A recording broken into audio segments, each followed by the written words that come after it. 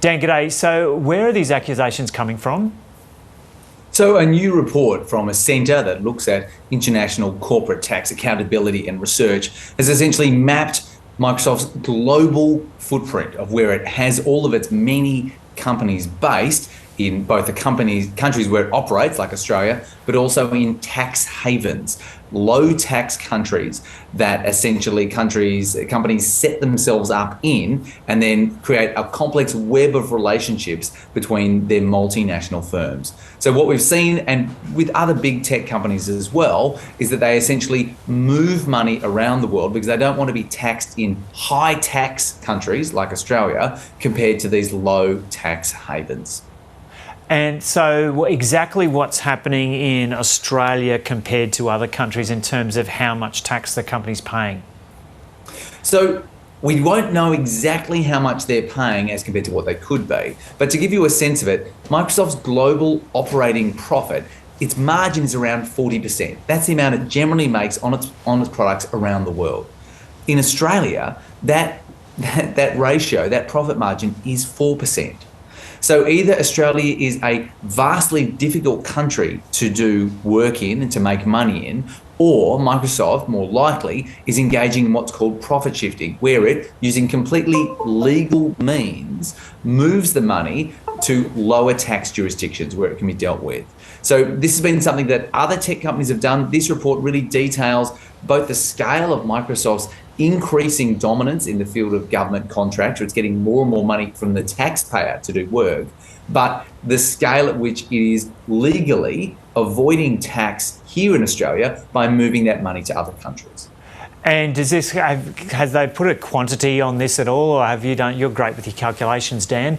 So is Australia potentially missing out on tens of millions or hundreds of millions of dollars in tax from Microsoft because of these mechanisms it's using? When you look beyond specifically Microsoft, when you look at the big multinational companies, and they're really the only ones who can afford to have these really complex structures that move across different tax jurisdictions. The global estimates, even the Australian estimates, are billions of dollars in tax. These are companies that are making immense profits in the billions in turnover, but making millions of dollars in tax, sometimes paying no tax at all. The world is moving towards essentially a floor on tax. So we won't eradicate tax havens, we'll make it harder and less attractive for people, for companies to move money around.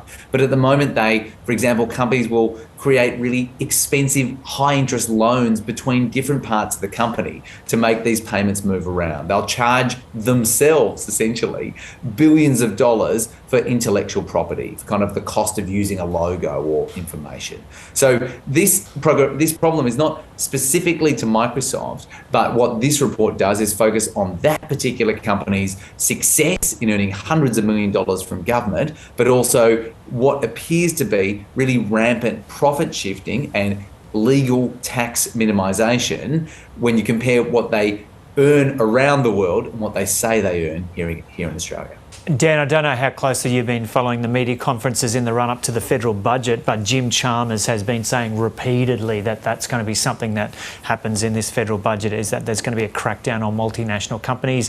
Have you heard how they're going to do that, and how has the company responded to this latest news? So Microsoft, the allegations in this report were put to them, and they say that they comply with all local laws in the jurisdictions in which they operate. And I will emphasise again, we're not suggesting they've done anything illegal. The push to kind of rein in multinational tax avoidance is something that's been happening at the OECD level, this kind of group of similar nations, and also nations themselves, working out that, hold on, you've got these companies making massive profits, often, particularly in the tech space, with a really small number of employees. Google worldwide would probably have fewer employees than the New South Wales Health Department. These are not companies that employ a lot of people, but they have enabled a lot of innovation. They create value, but they also do need to pay tax.